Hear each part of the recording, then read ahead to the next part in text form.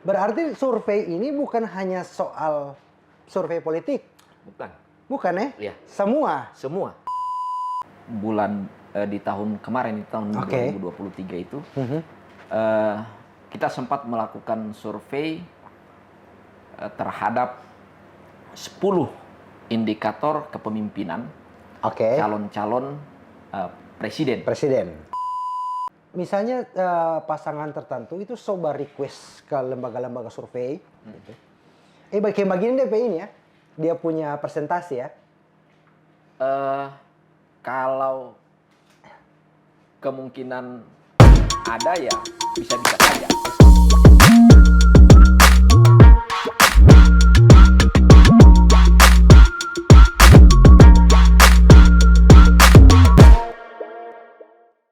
Yayan Ruhian, bukan, Yayan Al-Quds.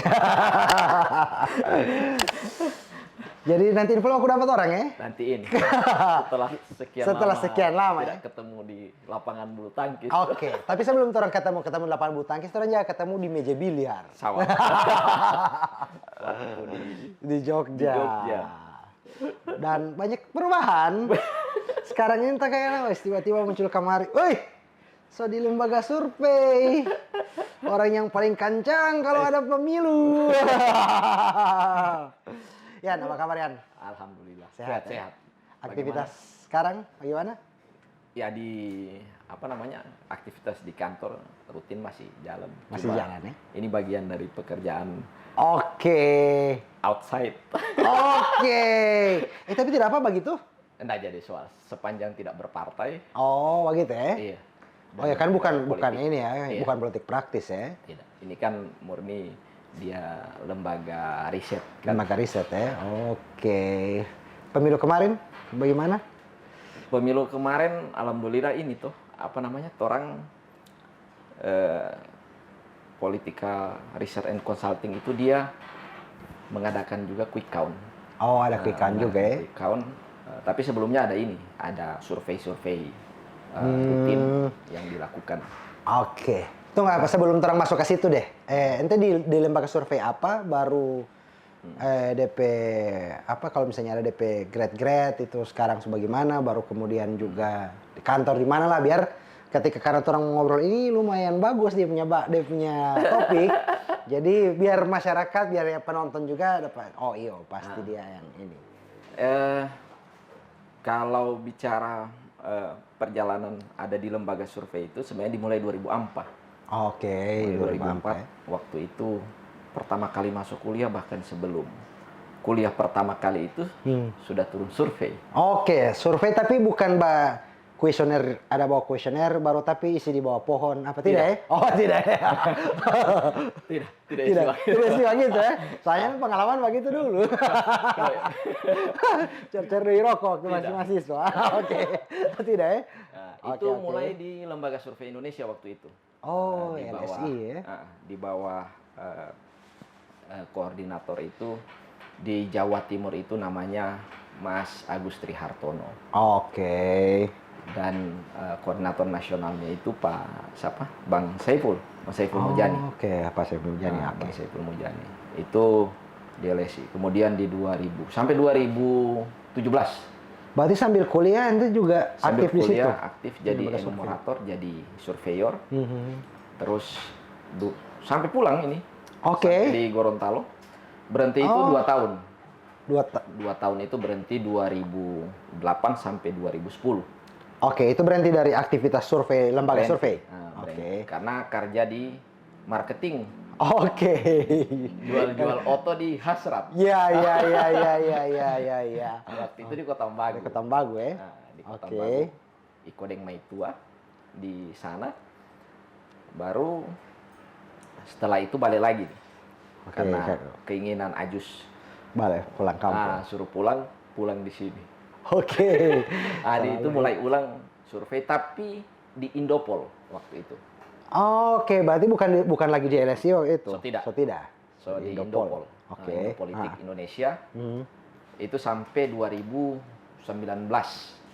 2019. Tunggu, ini selama aktif di Indopol Inde ini, so aktif di pekerjaan sekarang? So aktif ASN. Aktif ya, ASN ya? Oke. So aktif di ASN. Itu sama pekerjaannya peneliti waktu itu. Oke. Peneliti lapangan. Peneliti lapangan. Iya, iya, DP iya. kasar ya surveyor. Surveyor. Oke. Oke, sama. Mau kasih sopan sadiki ya peneliti lapangan. Peneliti lapangan. Biar keren lah, ya kan? Oke, baru. Nah, itu di Indopol. Terus 2020 itu kebetulan Taman juga yang sudah lama juga berkecimpung di survei. Senior juga di kampus dulu. Dia bikin lembaga survei sendiri namanya Politika Research and Consulting. Politika Research and Consulting. Iya, PRC. Oke, PRC. Iya, PRC. Oke. Itu mulai pertama kali 2020. Ini di mana DP awal? PRC ini di mana DP awal? PRC Bentuk. di Jakarta. Oke. Di Jakarta waktu itu, dan kita dikumpulkan itu semua. Semua ya. Koordinator area yang sudah ditunjuk. Oke. Konsolidasi. Baru dia suruh bikin tim. Oke, ente pegang Gorontalo. Tiga daerah. Apa? provinsi. 3 provinsi. Oke. Gorontalo, Aha. Sulut, dan Sulteng. Besar. Oke. Gorontalo, Sulut, Sulteng. Nah, dalam perjalanan itu, karena rasa ini Sulteng ini dia terlalu luas. Oke. Untuk dijangkau jauh di DP ini. Jadi kita tinggal ambil Sulteng itu yang paling dekat dengan Gorontalo. Misalnya daerah kepulauan, Luwuk, Bangkai, Luwuk, Bangkai ya. Tojo Una-Una. Yang ferry boleh lah ya kan, dekat. Yang cuma dekat mau pijakan. Oke. Jadi tinggal ambil wilayah itu. Selebihnya ada area koordinator lagi yang di dibagi dua ini Tengah. yang Sulteng ini. Iya. Oke. Selebihnya Sip. Jadi tinggal baku bantu DP. DP Tapi kalau Sulut daerah. masih Full. tinggal penuh. Oke. Di Sulut. Tinggal penuh di. Oke. Nah, kalau misalnya di ini PRC ya tadi. Ya, PRC. PRC ini dia memang cuma bergerak cuma di lembaga survei saja atau juga dengan konsultan politik, karena ada consulting juga DP nama tuh. PRC selain lembaga riset juga dia konsultan politik. Konsultan politik. Bergerak di bidang konsultan politik.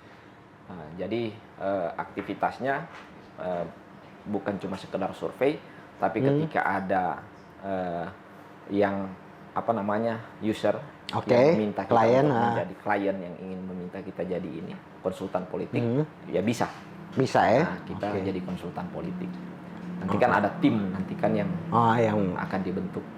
Oke. Ya, by proposal begitu. Oke, iya. Cuman begini, ini kan orang baca cerita soal lembaga survei ini. Iya. Sekarang ini lembaga survei ini, lagi rame, Bang. Lagi apa namanya? Apa istilah dulu ini kalau lagi aktif-aktifnya ya, Bun. Lagi aktif. Iya kan, DP ini dari pra sebelum pemilihan umum baru sampai dengan sekarang gitu. Nah, ini tuh orang masuk langsung ini deh gitu. Kan teman-teman juga sudah ini bahwa ini lembaga survei bukan cuma lembaga survei awal-awal juga gitu. Ya. Di ini kemarin di pemilu ini juga ikut andil juga kan? Ada andil, ada quick count, ada survei. Ada survei juga. Ada survei. Survei dia independen ini atau misalnya ada klien yang ini? Jadi survei itu orang bisa bagi dalam tiga kelas. Oke, nah ini kayak ini. Jadi ada survei yang sifatnya itu dia survei rutin. Survei rutin. Survei rutin itu dia survei nasional. Survei nasional itu tetap by pesanan. By request. Tetap by request. Ada klien yang meminta kita melakukan survei. Oke. Pembiayaannya juga kalau secara teknis saya tidak tahu siapa. Gitu. Oke. Ya, karena kan urusan manajemen di Jakarta di pusat. kan, di pusat. Ada survei yang sifatnya survei pesanan. Misalnya kita mau pesan survei beberapa kali saya waktu di LSI itu. UNDP meminta kita untuk melakukan survei tentang UMKM. Oke. Kemudian ada juga survei terhadap narapidana yang telah divonis karena tindak pidana korupsi. Oke. Oh, tunggu sebentar. dengan tujuan-tujuan tertentu. Oke, menarik ini. Tunggu, ada yang kenapa lupa ini, tak lewat. Biar sebelum terang mau lari jauh. Boleh. Berarti survei ini bukan hanya soal survei politik. Bukan. Bukan ya? Iya. Semua. Semua. Oh, oke. Lanjut. Nah, itu yang kedua tadi. Oke. Lanjut. Cuma mau clearkan yang itu. Oke. Ya. Terus ada juga survei yang sifatnya kita kerjasama dengan misalnya BPS yang meminta Aha, kita oke. untuk melakukan survei-survei tertentu. Kan survei, bagian dari survei itu kan sensus itu merupakan bagian dari survei. Ya, oke. Bisa Ya. jadi bagian dari survei. Misalnya dalam sensus ekonomi, kita diminta untuk menghandle beberapa wilayah misalnya. Oh, oke, bermitra dengan pemerintah Bermitra, berarti ya? bisa jadi bermitra Oke. untuk melakukan sensus ekonomi atau sensus pertanian. Oke. Bisa. Tapi yang menyediakan kuesioner pertanyaan dan lain-lain Semua dari itu? BPS. BPS. Nah, mereka yang Oke. menyediakan. Nah, Bisa jadi. yang dua pertama ini deh. Yang dua pertama, yang survei rutin, itu juga baik sesuai dengan ini klien. Ya. Baru kemudian yang kedua survei pesanan. Beda apa sih? Ini kan berarti kan pada akhirnya dua-duanya tergantung klien. Ya. Beda apa? Kalau survei rutin itu dia survei yang secara kontinu sejak beberapa tahun sebelum menjelang pemilu itu memang Oke. sudah kita lakukan. Oh, tapi tidak dipublish. Tidak dipublish Oh, untuk oke. kepentingan user. Internal usernya. Oke. Yang meminta untuk itu konsumsinya juga untuk Internalnya konsumsi, dorang. iya. Nah, kebanyakan itu kan dorang minta untuk mengukur sejauh mana tingkat elektabilitas. Siapa yang dorang mau ini? Iya, siapa nanti. Oke. Ya, jadi fungsinya kalau survei rutin itu ya kebanyakan mapping, memetakan. Oke. Paham. Tujuannya itu untuk Memetakan ini ya. Sip. Memetakan sehingga user itu tidak sudah tahu di bagian-bagian mana dia yang harus masif melakukan penetrasi, di bagian-bagian mana dia yang harus mengamankan posisi yang jadi kantong-kantong suara. Oke, jadi bukan dia tidak hantam semua ini. Tidak. Oke. Jadi secara efisien Efisien betul. dari segi pembiayaan, Iya, kemudian iya. dari segi tim yang juga akan dia ini kan dia bisa pilih tim Mana yang harus kerja ekstra, mana yang santai-santai saja. santai. Oke, itu survei rutin. Nah, kalau yang survei pesanan ini yang Kalau bagaimana survei pesanan biasanya dia berbawaan dengan survei rutin. Ada misalnya Oke. survei yang sifatnya nasional, kemudian di satu provinsi atau di satu kabupaten tertentu akan ada yang mau jadi kepala daerah. Jadi titip pertanyaan. Titip pertanyaan sekaligus, biar hemat juga ya. Ya, biar hemat. Oke. Jadi join. Join ya. Oke, DP contoh misalnya gini, misalnya di Gorontalo nih, misalnya. Join. Ada satu partai yang ini, yang request gitu, Ya. survei pesanan kan. Sejauh mana orang punya ini partai, baru ada survei rutin orang masukkan situ. Kira-kira kalau misalnya ini kandidat mana yang lebih cocok gitu ya, Ya. kira-kira. Oke. Jadi di situ sudah mengukur juga elektabilitas tokoh-tokoh lokal. Oke. Elektabilitas tokoh lokal. Jadi si partai atau si yang request survei ini juga bisa tahu, oh dia yang saya yang kita mau kasih ini karena Ya. sesuai survei. Ini menarik ini. Nah, kalau Gorontalo sendiri deh. Kalau Gorontalo sendiri selama ini sudah ada yang request nggak, entah itu survei rutin, pernah tidak usah bicara soal yang item ketiganya Ya. terus tahu lah gimana ininya kan, yang survei rekanan dengan pemerintah. Dua ini yang enak untuk diobrolkan. Kalau lembaga survei lain saya tidak tahu ya. Oke. Mungkin ada, misalnya yang meminta. Yang meminta. Tapi di PRC belum ada yang minta ke kita Oke. untuk survei pemilu kada. Pemilu kada ya, yang sudah belum ada. ini ya, belum ada. Belum ada. Oke. Belum ada yang meminta kita untuk melakukan survei pemilu kada. Bahkan pun untuk konsultan politik juga Masih belum. belum. Ya siapa tahu habis nonton ini ya kalian ya, Ngoni yang mau maju pilkada terserah di kabupaten kota atau provinsi Gorontalo, ini boleh hubungi orang punya. Boleh lembaga survei boleh berpromo nggak ya? Bisa ya? Tidak apa-apa sih. Oke, tidak apa-apa. Soalnya kan biasanya ada kalau pengacara tidak bisa promo kayak apa namanya? Kode etik ini. ya? Iya, kode etik. Kalau survei tidak ada, tidak ya? Toh di ini nasional juga selalu disebut-sebut misalnya DP nama kan. Oke, ya. Jadi Ori ya, kalau mau, oke, ini ada orang punya brother. Tinggal kontak saja. Nanti orang mau taruh dia punya ini di deskripsi. Ya, Nah, thank you. oke, sebelum nanti terakhir orang akan ngomong soal itu yang di Gorontalo gitu. Anda pengen dulu yang lewat kemarin Boleh. gitu. Soal pemilu. Nah, orang belum masuk di yang sekarang lagi hingar-bingar tentang ada indikasi kecurangan lah apalah, orang belum ke situ. Cuman Anda pengen cari tahu gitu. Pertama, kalau survei itu kalau apa namanya? Sebelum itu mungkin masuk kategori survei rutin ya. Ya. Karena ada beberapa ini kemudian tapi dipublish. Contoh misalnya kayak Pilpres kemarin deh. Ya. Ini kan sebelum ada quick count, itu kan sebelumnya sudah disurvei gitu dari banyak lembaga survei. PRC juga melakukan itu. Iya, kita beberapa kali publish Oke. juga hasil survei. Misalnya di bulan di tahun kemarin, di tahun Oke. 2023 itu, kita sempat melakukan survei terhadap 10 indikator kepemimpinan Oke. calon-calon presiden. Presiden. Waktu itu ada 10 nama. Oh, ini 10 nama. belum ada muncul 3 paslon ini ya? Belum. Oke, belum. oke. Jadi itu simulasi 10 nama. Oke, simulasi 10 nama. Simulasi 10 nama.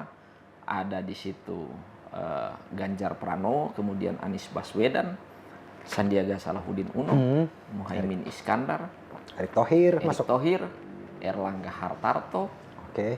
kemudian Puan Maharani, Ah, Ridwan Kamil, oke. dan Andika Perkasa. Oke. Andika Andika. Perkasa waktu itu. Giring tidak masuk itu? Tidak masuk. Oh, tidak masuk Giring ya? masuk Giring. Oke. Dan apa namanya, respondennya juga Ah, kita tentukan waktu itu. Ah, Jadi oke. respondennya itu dia mewakili yang pertama akademisi, itu yang direpresentasikan oleh salah satu rektor universitas Oke. di setiap provinsi. oke. Kemudian ada tokoh pemuda. Nah, Oke. waktu itu tokoh pemuda yang saya wawancara waktu itu Ciko. Oke, Ciko Uno. Ciko Uno. Nanti mau datang sini dia. Terus dari tokoh media. Oke. Yang tokoh media itu Pak Putungan yang sekarang ada di di Komisi Informasi. Oke, Pak. Iya, Pak. Citro. Citro. Pak Citro, oke. Nah, Iya. saya wawancara. Kemudian ada dari tokoh Ormas. Oke. Ormas perempuan. Itu dia ketua apa kalau di NU itu Muslimat, ketua Muslimat Oke. NU. Muslimat. NU Muslimat yang baru tahu itu ternyata. Nah, Muslimat Oke. NU diwawancara. Terus dari tokoh agama itu Kiai Haji Abdul Rosyid Kamal, Oke, DP Tiaba Rashid. Papa. Oke, Tiaba. Nah, iya. Oke. Wawancara. Yang tidak sempat saya wawancara itu Pak Edward Wolok waktu itu. Oke. Karena kebetulan beliau itu ada juga agenda yang juga sangat penting yang harus dihadiri waktu itu. Jadi tidak sempat. Jadi tidak sempat. Berarti dari diwawancara. akademisi kalau Gorontalo tidak ada. Tidak sempat diwawancarai. Oke. Nah, kemudian sampai pada kesimpulan perankingan dari 11 indikator kepemimpinan itu. Nah, keluar hasilnya. Oke. Nah, kira-kira kalau saya mau sebut saja dari yang sudah kita rilis itu 3 besar itu urutan pertama Ganjar Pranowo 7,6 sekian nilainya. Kemudian yang di ranking 2 itu Pak Anies Baswedan 7,2 nilainya. Kemudian yang ketiga itu Sandiaga Salahuddin Uno. Oke, Pak Prabowo justru tidak. Pak Prabowo itu ada di peringkat 6 atau 7. Oke. Iya. Peringkat 6 atau 7. Oke. Itu sebelum gitu. Sebelum. Nah, Dan oke. di survei kita juga kan survei elektabilitas itu juga 1 tahun dan terakhir itu berapa 6 bulan ya pasca Pilpres itu kan sudah ada juga tingkat elektabilitas masing-masing nama. Oke. Masing-masing nama dari 10 nama itu tetap dia Tetap simulasi 10 nama 10 itu. nama. Tetap 10 nama itu disimulasi. Tetap simulasi 10 Oke. nama. Akhirnya mengkerucut di 3 nama itu. Mengkerucut di 3 nama. Seiring berjalan semakin mendekati pendaftaran. Pendaftaran. Di 3 nama itu. 3 nama itu ya. Dan 3 nama itu adalah 3 nama yang elektabilitasnya 3 besar tertinggi. Oke. Nah, apakah 3 nama ini pas ketika misalnya pra pencalonan, itu kan juga yang lain LSI, ada macam-macam itu juga sudah survei. Posisi presentasi elektabilitas itu seperti itu juga gitu. Yang Pak Prabowo di atas 50%, Pak Anies 25-an gitu, Pak Ganjar. Seperti itu enggak? Serupa ininya. Serupa ya? Serupa. Beda-beda tipis lah ya? Beda tipis. Karena metodenya sama. Oke. Metodenya sama. Dan pollster itu ada satu lembaga yang menjadi lembaga pengawasnya, namanya Persepi. Oke, Persepi. Nah, itu yang mengawasi kinerja lembaga-lembaga survei ini. Termasuk dia yang mengakreditasi, dia juga yang bisa memberikan sanksi apabila ini lembaga survei melaksanakan survei tidak sesuai dengan metodologi standar. Oke. Apakah semua lembaga survei di Indonesia, itu yang dibilang tadi kan, dia pakai metode yang sama. Apakah memang metode yang digunakan kalau di lembaga survei Indonesia, apakah ada bermacam-macam atau memang cuma satu itu? Gitu? Standar sama. Standar sama semua. Sama. Distandarisasi oleh Persepi tadi itu ya. Oke, tidak ada yang misalnya kalau di deskripsi ada yang metode kualitatif, ada yang kalau ini kuantitatif. Ini kuantitatif. Ya. Semua tidak bisa yang kualitatif ya. Oke. Kuantitatif dan kemudian dikualitatifkan. Karena ini sama semua. Cuma ada persepsi gini muncul. Ini anak pikiran liar ya. Memungkinkan enggak misalnya ya orang lihat saat waktu pemilu dilaksanakan yang sudah calon 3 ini nih. Ya. Kemudian sampai dengan versi quick count-nya lembaga survei, bahkan versi quick count-nya KPU sekarang juga, itu DP angka mirip. Ya. Nah, ada memungkinkan tidak misalnya, contoh, ini anak asumsi liar ya, ini asumsi saja gitu bukan? Ya. Misalnya pasangan tertentu itu coba request ke lembaga-lembaga survei, gitu. Bagian DP ini ya, dia punya presentasi ya. Kalau kemungkinan ada ya bisa-bisa saja. Bisa-bisa saja. Bisa-bisa saja. Mungkin saja. Cuma untuk merealisasikan itu agak susah. Agak susah. Karena akan jadi berbeda hasilnya dengan lembaga survei yang lain. Oke. Misalnya kalau semua lembaga survei yang besar-besar ini dorang sogas begitu. Iya. Baru artinya ya biar satu persepsi semuanya, biar tidak ada yang berbeda gitu di ini semua. Memungkinkan enggak? Susah juga sih kita orang mau bikin begitu. Karena kan ada rekam jejak toh. Dari 2 tahun sebelumnya, 1 tahun setengah, berjalan sampai mendekati. Survei itu DP margin error 3%. 3%, paling kecil. Plus minus. Oke. Atas bawah ya berarti. Ada di tingkat kepercayaan 95%. Oke. Jadi kalau misalnya dia tiba-tiba melompat misalnya naik itu jomplang lebih dari 3%, harus bisa dijelaskan. Ada situasi apa sehingga itu berubah jomplang. Berubah langsung jomplang sekali begitu. Dan kita orang bisa hitung Jo. Dari bulan ke bulan, dari misalnya selang 3 bulan kita orang melakukan survei dengan margin error plus minus 3% itu, dia ya akan konsisten dia ya 33% plus minus. Karena dipakai metode yang sama waktu ini. Metode yang sama. Itulah kenapa rata-rata semua lembaga survei ketika merilis itu yang pra pemilu itu mirip-mirip dia punya angka. Mirip-mirip. Yang membedakan itu kan tinggal tingkat presisi saja. Ya, DP presisi. Pasti tidak akan presisi juga sebenarnya kan. Cuman Anda masih ini, misalnya gini, Anda punya konsep begini. Kalau misalnya di sisi marketing ya, cuma Anda analogikan karena Anda bukan orang lembaga survei ini. Misalnya satu barang ini produk, gitu. Kalau misalnya dari sisi marketing, satu produk itu, ketika publikasi soal produk ini, rata-rata semua membahas dan mereview produk ini, itu bagus, maka persepsi publik juga akan menganggap ini produk bagus, gitu. Itu bagus. Seolah-olah kita yang menggiring persepsi. Iya, gitu. Sehingga tugas dari si pemilik produk itu, ketika misalnya sudah saat mau pembuktian bahwa ini produk bagus atau tidak, dia bisa setting juga. Bagaimana caranya biar ini sama dengan review dari para influencer lah katakanlah gitu.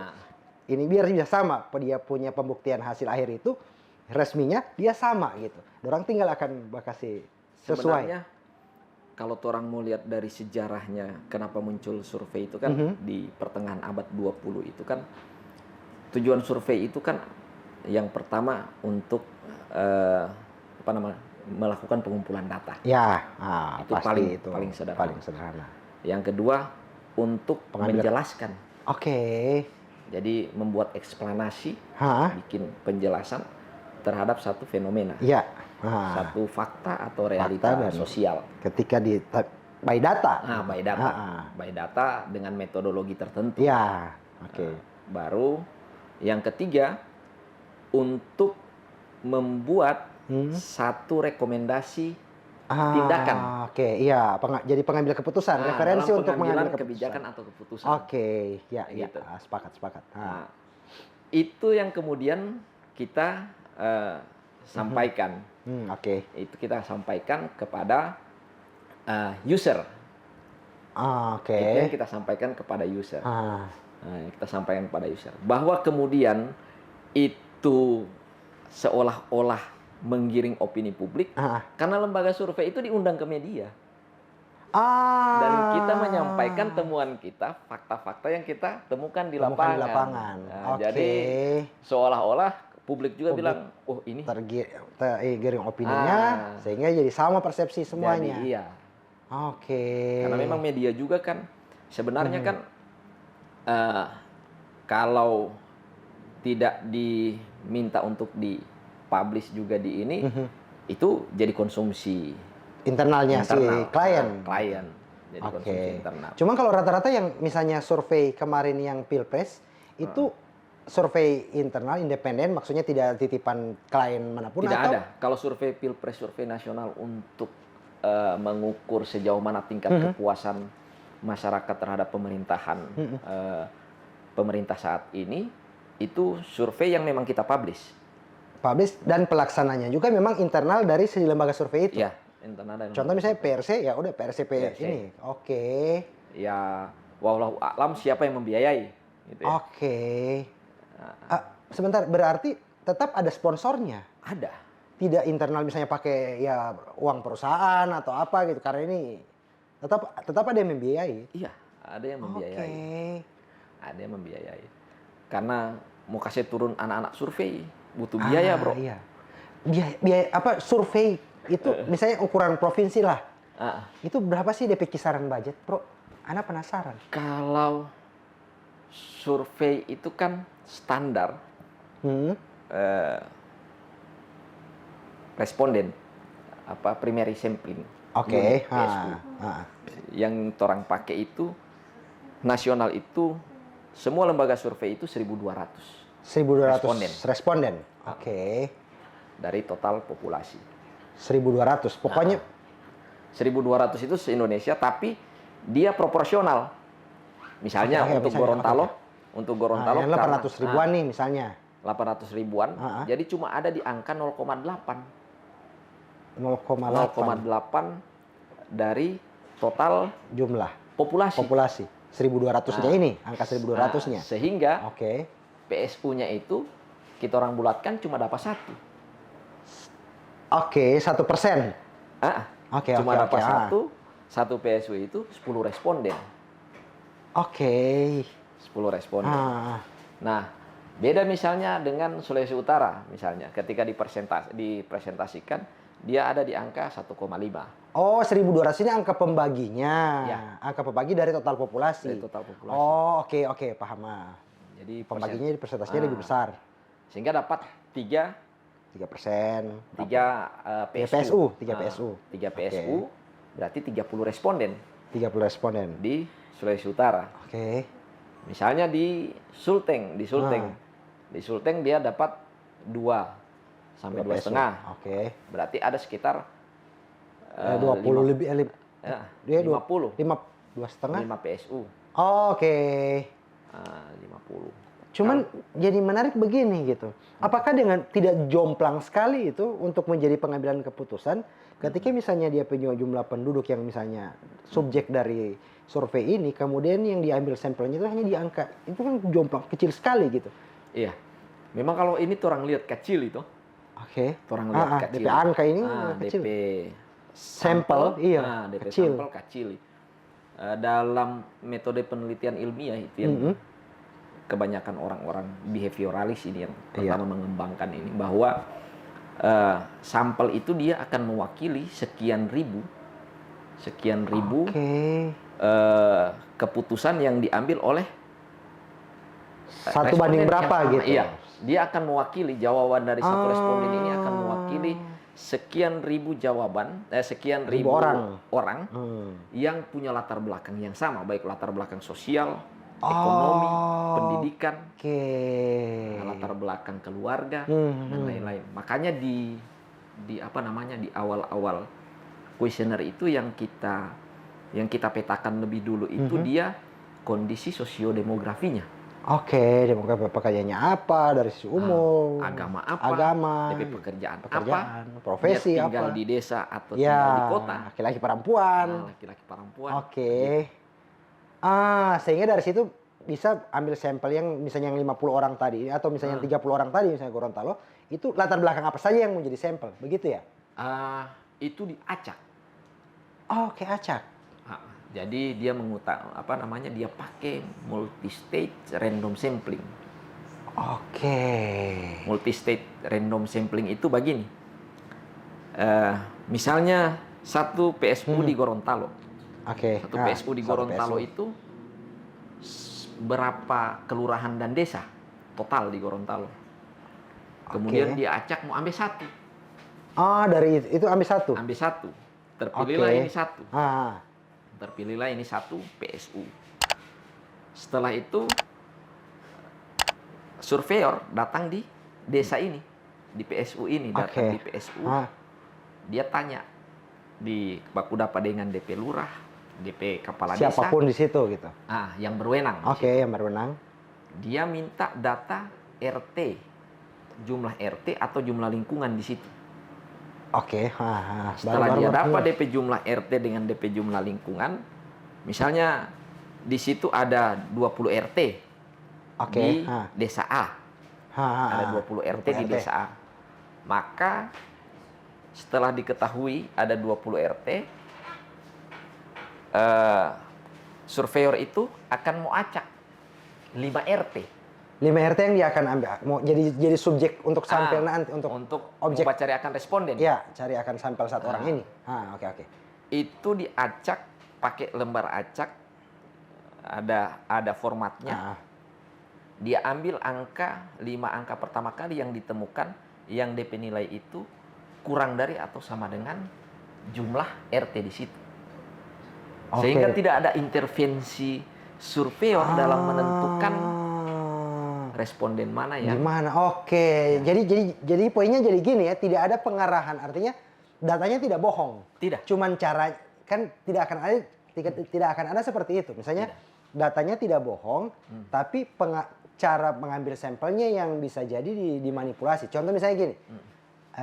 Di desa A itu suka air mineral aqua misalnya.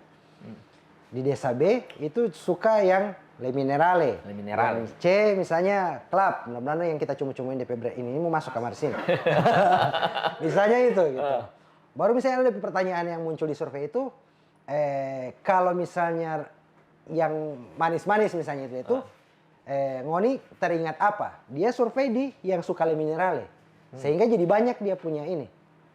Tidak bisa begitu. Secara metodologi itu Oke, sama kayak ada yang di Jogja dulu kan ada yang 99% bahwa mahasiswi di Jogja itu tidak perawan lagi. Itu kan sempat heboh dulu. Tapi ternyata DP sampel itu adalah di lokasi yang memang di situ banyak ayam kampus lah, inilah itulah.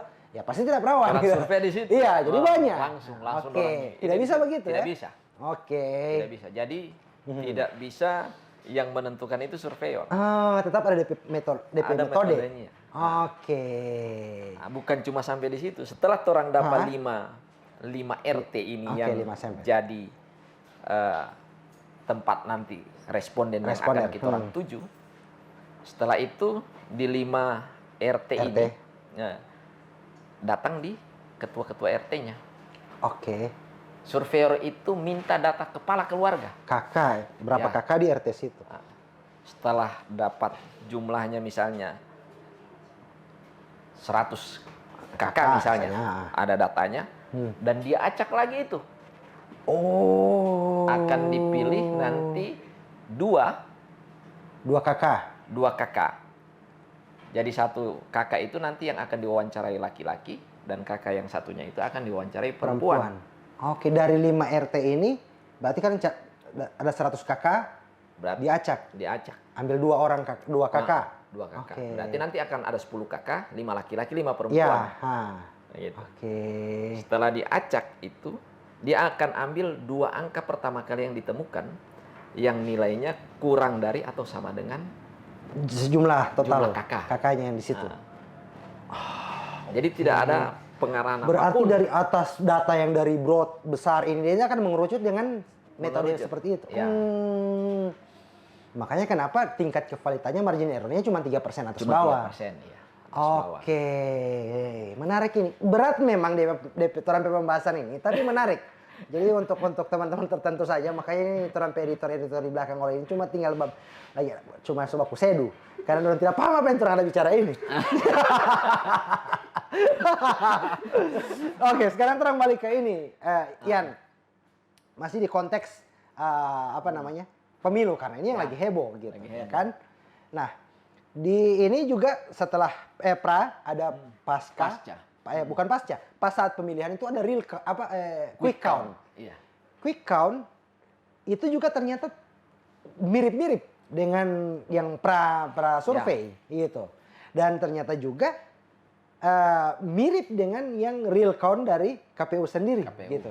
Nah, ini kan sudah real yang orang ini, bukan sampel lagi dong berarti kan? Atau masih pakai sampel juga? Sampel. Tetap sampel. Berarti bukan semua daerah dia kumpulkan. Tidak. Bahkan kemarin quick count di Gorontalo itu. Nah, dari PRC sendiri deh bagaimana? PSU-nya cuma 3 TPS. Oke, yang Gorontalo. 4 TPS. Di Gorontalo. Oke. 5 TPS. 5 TPS. Gorontalo. Dari hasil tadi itu yang random seperti tadi, metode tadi itu ya. 5 TPS. Oke. Sulut 12 TPS. Sulteng 17 TPS. Oke. Sulteng 17 TPS. Dan quick count itu margin errornya lebih kecil, 1% atas bawah. Oh begitu ya? Oke. 1% atas bawah. Karena yang kita ambil apa? Data real hasil pleno. Hasil pleno. Perhitungan suara. Oke. Di TPS. Di TPS. Hasil yang C1 yang di TPS C1 itu? yang di TPS. Itu yang diambil? Selain itu, ada yang DP nama exit pool. Oke. Satu paket. Nah, exit pool itu kita mewawancarai di jam yang sudah kita tentukan. Ada responden laki-laki datang di TPS. Setelah dia keluar melakukan pemilihan, kita wawancara, kita tanya. Oke, exit poll. Preferensi dia terhadap presiden dan DPR, anggota DPR baik partai maupun anggota legislatifnya DPR RI. Kita orang tanya itu, laki-laki dengan perempuan. Jadi ada 2 itu yang digunakan. Satu kali itu.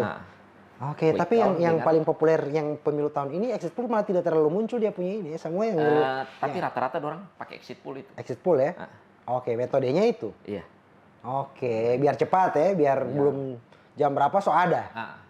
Oke, tapi kan kemarin kan semua disepakati harus di atas, harus jam 3 jam apa 3. publikasinya ya, Ah. rata-rata. Oke, ini menarik. Ada kemungkinan enggak, meskipun margin errornya itu lebih kecil, satu atas bawah gitu. Ada kemungkinan tidak bahwa dia punya perhitungan itu meleset? DP meleset itu cuma 1% itu? Meleset kalau selisih suaranya itu kurang dari 1%. Oke. Saya kasih contoh, pernah ada satu Coba kejadian waktu pemilihan gubernur di Jawa Timur. Waktu itu sebelum sekarang ini kan Khofifah Indar Parawansa kan jadi kan. Ya. Dulu waktu dia melawan Saifullah Yusuf kalau nggak salah. Oke. Waktu itu selisih suaranya itu kurang dari margin error yang sudah ditetapkan saat quick count. Oke. Sehingga lembaga survei bilang apa? Kita belum bisa menyimpulkan siapa yang pemenang. Kita tunggu hasil perhitungan manual dari KPU. Gitu. Kalau margin errornya kurang dari 1%. Kurang dari itu. Oke. Nah kalau misalnya yang kemarin ini? Jomplang sekali, 30% lebih. No. Susah ini ya? Iya. Oke. 30% lebih. Masalahnya 30% lebih itu kalau kita orang rata-rata dia satu TPS dia 300 orang, berarti ada sekitar 15 atau 16 juta. Oke, ya, Ana menarik. Di sini Ana harus buka kacamata Pak. Di sini orang ini oke. Dari objektivitas ini rata-rata sekarang gitu. Yang ini paslon, apalagi paslon 101 dan 03 ya, gitu ya kan. Ini bahwa ada kecurangan dari si 02 gitu, bilang kalau 02 itu curang gitu. Baru kemudian juga ada lembaga survei, kalau tidak salah ini dari LSI, ada berita dari FOA, ya nanti mau tampilkan di layar dia punya berita itu. Orang bilang malah justru yang berpotensi curang itu adalah 03 Ganjar, pasangan Ganjar. Nah, Ana ingin bertanya gini, masih di lingkungan survei ini. Ada hubungan dengan yang tadi tentang penggiringan opini gitu. Katakanlah orang terlepas dari margin error, apakah bisa enggak seperti ini? Terlepas dari margin error karena jomplang sekali 56 atau 57% dengan 25 kan? Iya. Jauh sekali gitu. Ya. Maksud itu ada perhitungan melesetnya itu dari sisi pengambilan sampel. Bisa jadi. Iya kan? Misalnya contoh yang diambil ini memang misalnya secara kebetulan, misalnya contoh di Gorontalo deh, secara kebetulan gitu, yang 5 TPS ini ternyata di situ yang memang artinya secara kebetulan. Ya basisnya 02 misalnya kalau studi kasusnya ini 02 punya basis gitu. Sehingga yang muncul angka itu gitu. Nah, ada kemungkinan enggak seperti itu. Jadi pada akhirnya ketika real perhitungan real masuk di KPU itu ternyata ada jomplang yang sangat tinggi. Berpotensi enggak seperti itu? Ada potensi begitu, ada potensi. Dan ini jadi perbincangan juga dulu ketika disampaikan ke kita para koar-koar itu PSU-nya begitu. PSU-nya. Nah, cuma ini metodologi baku yang memang susah untuk kita utak-atik begitu. Bahwa apapun PSU yang sudah terpilih itu dari acakan pertama itu yang paling bagus. Dari acakan pertama maksudnya bagaimana? Jadi kan PSU seluruh Indonesia ini kan diacak. Terpilihlah misalnya di Gorontalo itu 5 PSU, 5 A, B, C, D, E. Gitu. Nah, ketika misalnya saya sampaikan, ini sudah ada 2 PSU yang ini kayaknya ada di basis 02 pasangan misalnya. Tertentu. Iya, pasangan tertentu. Pasangan tertentu. Kita ketika misalnya mau acak ulang, justru jadi tidak relate, tidak bagus. Yang paling bagus itu adalah acakan pertama. Dan basisnya sebenarnya bukan baseline kita itu bukan kita melihat ini basisnya pasangan A, B, C, tapi kita melihat dapil. Gorontalo kan satu dapil. Satu dapil, ya. Dapil Gorontalo satu dapil, dia 5 PSU. Ya. Jadi dia akan mewakili dapil ini. Gorontalo itu, Paham, Ana. Oke. Cuman berarti kalau yang bilang tadi tetap ada potensi seperti itu, pernah enggak pengalaman selama ini di survei gitu di kepala daerah, hasil quick count itu beda jauh sekali dengan hasil real count di KPU. Pernah enggak kejadian? Tidak pernah sih. Tidak pernah ya? Tidak pernah ada kejadian sih. Oke. Nah, Saya mau. itu yang jadi terampe ini. Ini lagi anak asumsi. Terang minum kopi dulu, anak minum ini. Ya kayak ini. Sudah badian nyongo nih.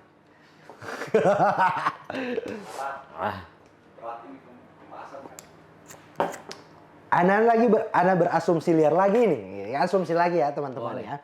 Jadi misalnya begini.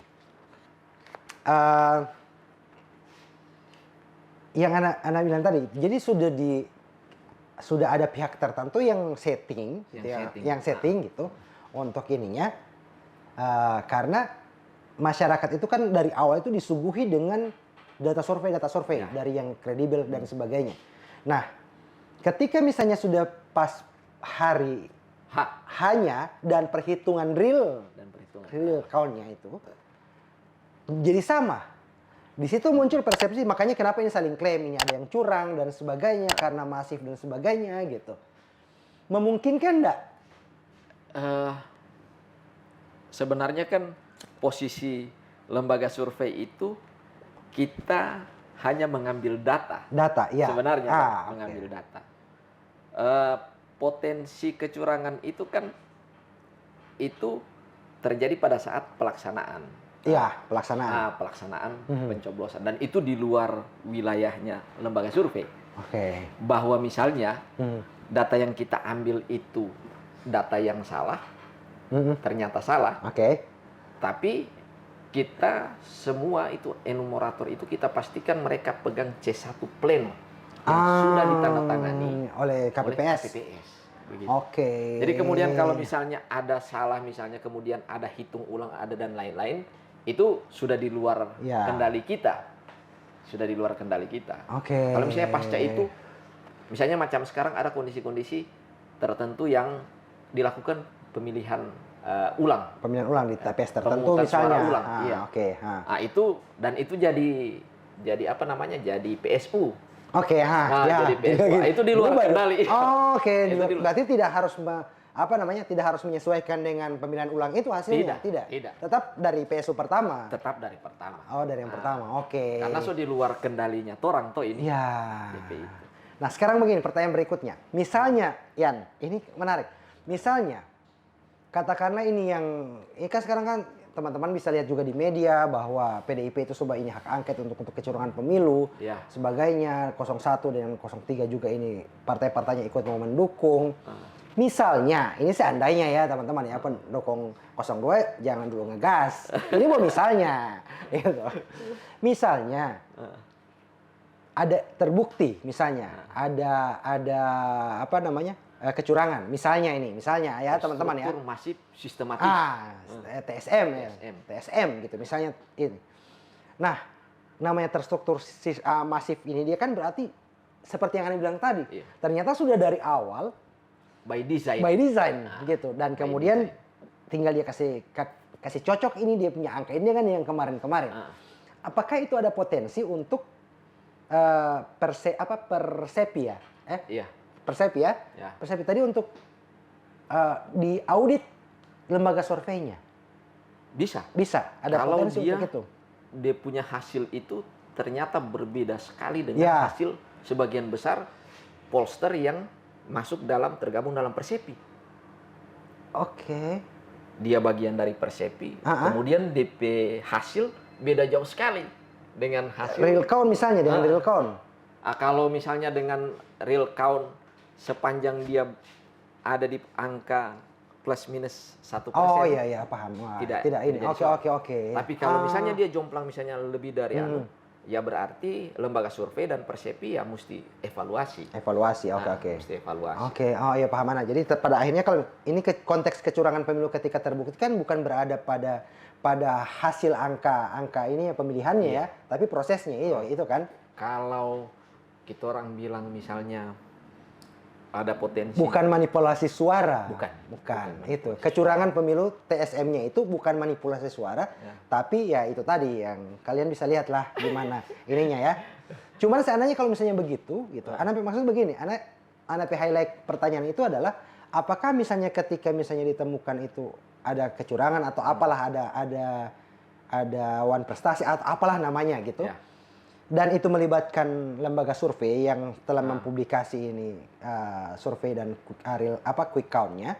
Apakah ada potensi lembaga-lembaga survei ini diaudit? Iya.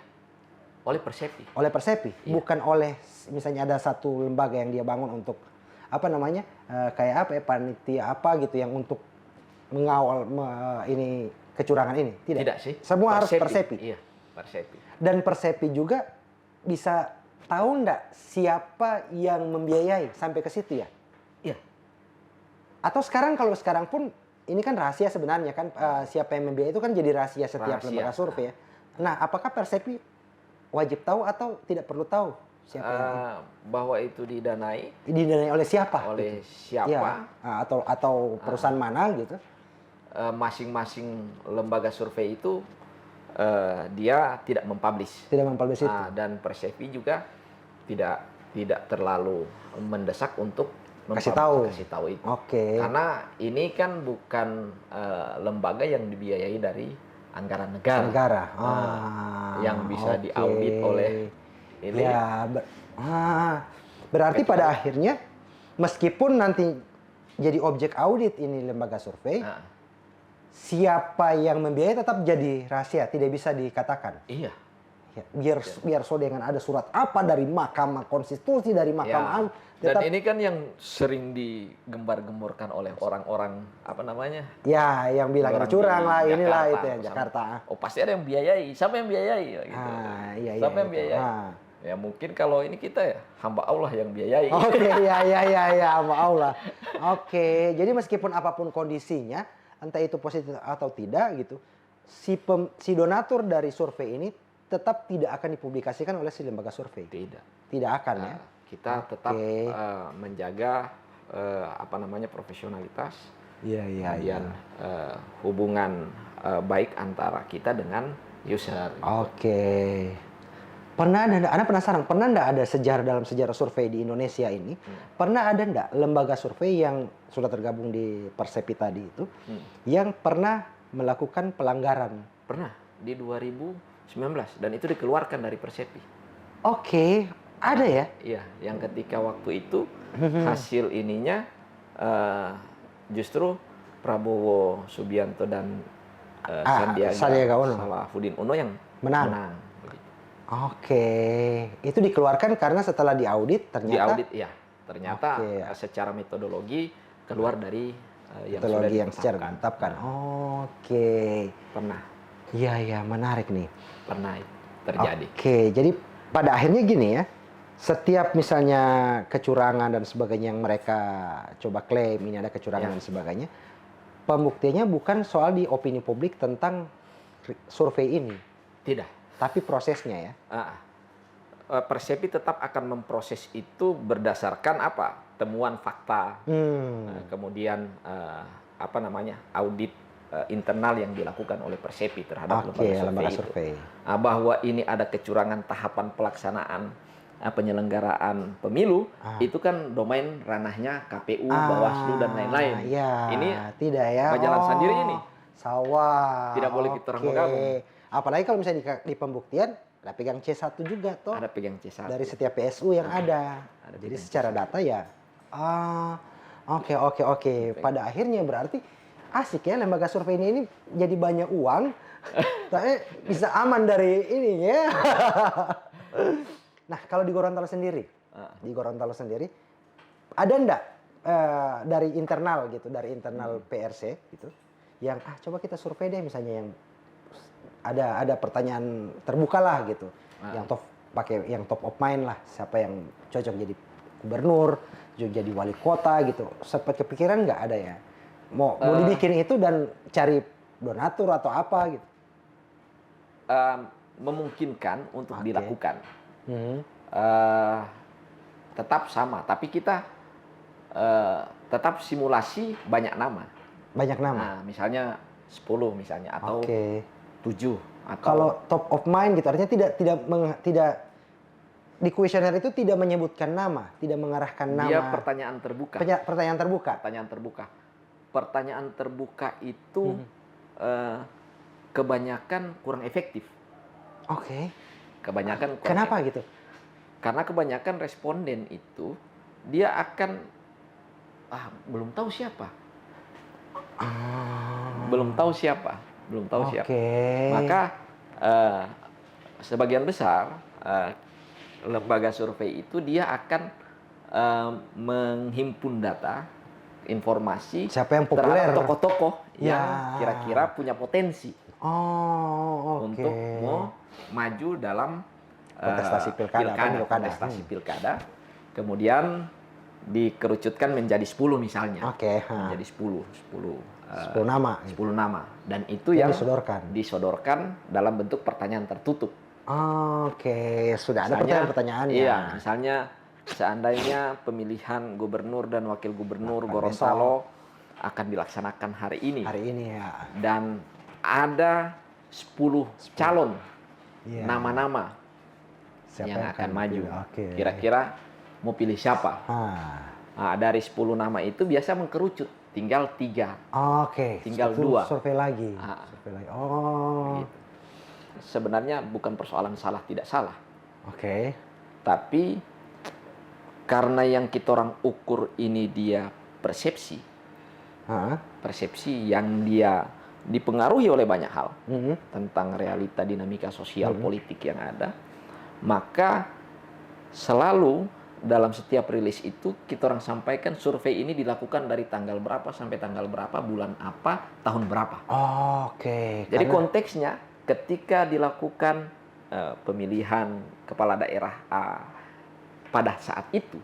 Ya, itu hasilnya. Itu hasilnya. Beda lagi mungkin nih, bahwa 3 bulan lagi. 3 bulan berikutnya berbeda. Oke. Itu lain. Misalnya salah satu yang misalnya nomor 1 waktu itu dia dapat tangkap bahu gel. Jadi beda lagi. Oke. Jadi lain. Berarti pada akhirnya responden itu bukan dari si klien. Bukan. Dari si lembaga survei itu sendiri ya. Secara metodologi standar kita acak dan terpilih secara acak. Bahkan sampai di kakak itu masih acak. Masih acak sampai di kakak acak? Iya, sampai di misalnya siapa yang di dalam di kakak itu diacak lagi misalnya sampai kita orang wawancara laki-laki nih. Nah, wawancara laki-laki. Kalau ini konteksnya misalnya untuk kontestasi pemilu kada, gubernur atau bupati wali kota. Yang orang mau wawancara laki-laki, jadi kita orang tanya di kepala keluarganya, di keluarga ini laki-laki yang sudah berumur 17 tahun atau sudah menikah ada berapa orang? Berapa orang? Oke. Atau laki-laki yang sudah punya hak pilih ada berapa orang? Kita orang ya surveyor itu data. Data lagi. Nah, data. Setelah itu ada di Kisgrid itu acaknya. Oke. Tidak mesti DP kepala keluarga misalnya DP papa yang mau wawancara. Ya, bisa jadi DP anak. Oke, ya sampai di ini bagian terkecilnya diacak. Diacak. Oke. Jadi tidak ada intervensi. Surveyor itu menentukan siapa yang akan jadi responden. Oke. Sampai di level terkecil itu. Ya. Menarik lah. Makanya pada akhirnya hasil survei itu objektif. Objektif. Karena berdasarkan metode tadi. Metode tadi. Bahwa misalnya ada ada misalnya yang menganggap misalnya ini titipan bagian lah. Dari konspirasi dari ini dan lain-lain, saya pikir bahwa ini misalnya ada yang meminta kita melakukan survei, iya. Tapi metodologinya standar dan datanya juga objektif sesuai standar objektif. Itu. Oke. Ada pengalaman enggak yang request? Tolong survei kita di sini, tolong bikin kita punya angka jadi begini, bisa enggak? Tidak bisa. Tidak bisa ya? Itu pasti lembaga survei pasti tidak menolak. Mau orang. Tidak mau ya? Iya. orang pasti tidak mau. Oke, karena ya pasti mau cabut izin, dia kasih keluar. Apalagi kalau misalnya lembaga survei yang masih ada di grade macam orang masih kecil begini tuh, Oke. orang pasti kan mau Cari poin dulu. iya, berusaha kan mau dapat grade tinggi, mau dapat oke, apa? oke. Ya, kredibilitas yang kita orang pertaruhkan sebenarnya sih, dan kepercayaan, trust dari publik sebenarnya. Di dalam survei itu kan dulu waktu anak itu pertama kali di training itu, orang bilang begini, mau susah ngoni mau survei, itu tidak apa-apa. Ngoni pe susah itu bilang kamari pak koordinator area. Yang penting jangan curang ngoni. Kejak isi di bawah pohon. Nah, yang penting jangan cheating.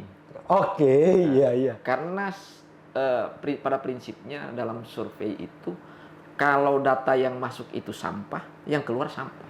Betul. Oke. Dalam statistik kan juga begitu. Iya. Kalau setelah banyak DPS, SSS yang Iya. orang ya tetap jadi. Oke. Ini. Jangan kan, ini terakhir deh menutup ini.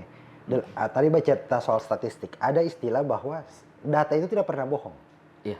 Dan tidak bisa dimanipulasi. Iya. Data. Yang bisa dimanipulasi adalah metodologinya.